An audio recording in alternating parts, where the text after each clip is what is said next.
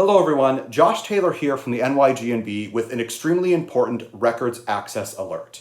Now, if you have ever used a vital record, birth, marriage, or death record, from the New York City Municipal Archives, pay attention because this impacts you. So, what's going on? Well, for many years, the New York City Municipal Archives has required a license to use materials that they provide. Now, this license is different than a fee that you might pay for a copy of the record. We're used to paying $15, $18, $20, $10, hopefully it's $10, to get a copy of a record and use it for our research. What we're not used to, and what seems completely illogical to us, is having to have a license to then use that record. Well, the proposed amendments to this so-called licensing is a dangerous, dangerous step for genealogists and for other researchers, because it specifically requires a license that, by the way, is not free. It requires a license to use materials from the municipal archives for educational, scholarly, nonprofit, and media use. So what does this mean? This means that if someone hands you a copy of your great-grandfather's death certificate that they got from the New York City Municipal Archives, you technically can't put it on a blog or share it with another family member without a so-called license. The licensing fees start at $15 per item and go up from there to an amount that hasn't quite been determined. Regardless of the amount, the idea of a license for these public records that were created by and are being maintained by taxpayer funds seems ridiculous. I've already paid for a fee to reproduce that record.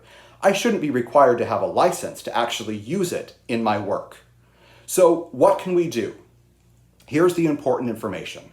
You can visit the page below to find out all the details about the proposed amendment and the 4 steps to action that you can take. The first step is to submit your own personal comment directly to the municipal archives, and instructions for doing that are on that page. The second, you can sign a public comment that we'll be submitting on October 23rd, 2020. Remember that date, because the third step is to participate in an online hearing that will be held at 11 a.m.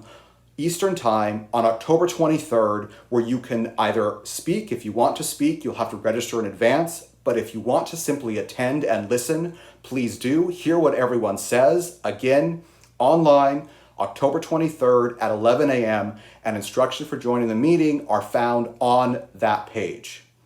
Number 4, and this one is extremely important, we need you to share this information with anyone whom you feel might be interested in knowing that they are now amplifying the need for a license to use these public records.